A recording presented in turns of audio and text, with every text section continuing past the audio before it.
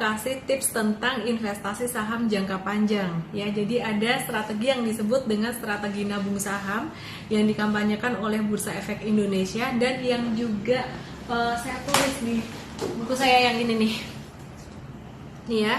Jadi strateginya gimana sih, saya rangkum aja ya. Jadi caranya investasi jangka panjang dengan strategi nabung saham ini sebenarnya ini diadopsi dari satu strategi yang disebut dengan dollar cost averaging. Caranya adalah dengan membeli saham dengan nominal yang tetap secara bertahap terus menerus ya. Jadi dalam periode tertentu secara periodik, misalkan sebulan sekali, 3 bulan sekali, 6 bulan sekali, atau setahun sekali.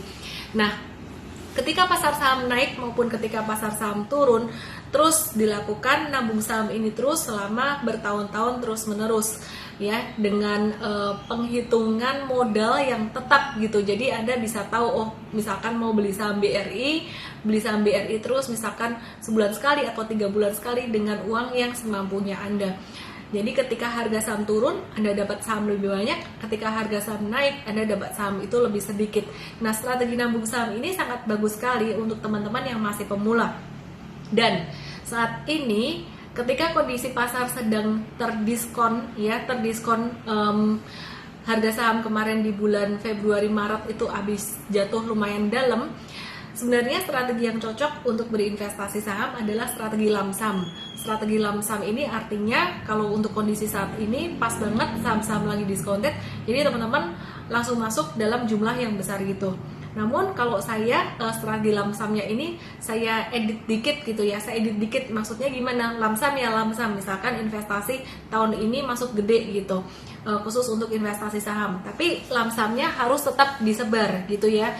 Jadi kalau bicara strategi diversifikasi, teman-teman mengenal strategi diversifikasi secara aset. Misalkan uangnya dipecah-pecah, ada saham, ada properti, ada deposito, ada investasi yang lain, misalkan emas gitu. Terus kemudian di saham sendiri ada dipecah sahamnya, saham misalkan consumer good, ada saham perbankan ya, dipecah per sektor kayak gitu untuk investasi. Nah, saat ini saya mau mengenalkan ke teman-teman tentang diversifikasi waktu. Diversifikasi waktu ini artinya apa?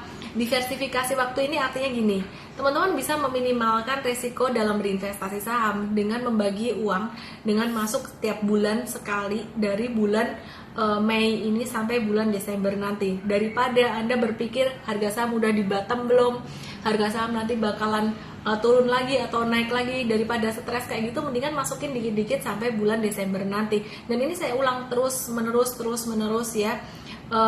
Dan diversifikasi waktu ini, diversifikasi timing ini akan sangat bagus sekali untuk portofolio Anda dalam jangka panjang. Jadi kalau teman-teman yang kayak kemarin beli ICBP, hari ini ICBP-nya ternyata nggak naik signifikan dan bahkan agak terkoreksi sedikit ya. Yang beli banyak mungkin deg-degan gitu. Nah, itu artinya Anda belinya kebanyakan secara profil resiko nggak cocok, berarti harus dikurangi. Nanti kalau investasi berarti dikit lagi, porsi yang dimasukin lebih dikit lagi gitu. Tapi secara gradual, secara bertahap. Nah, itulah strategi diversifikasi waktu yang saya perkenalkan hari ini. Semoga bisa bermanfaat buat teman-teman semua dan bisa mengecilkan resiko ya, membuat teman-teman jadi nggak terlalu deg-degan kalau melihat harga saham naik turun kayak gitu. Dan kalau emang udah niatnya buat long term investing, jangan terlalu sering dilihat-lihat juga sahamnya. Pilihan saham untuk long term investing saya udah sebut di live yang sebelum-sebelumnya juga, bisa lihat di IGTV saya sebelumnya. Dan besok ada seminar online diskon Pagansa, yuk teman-teman kita sama-sama belajar.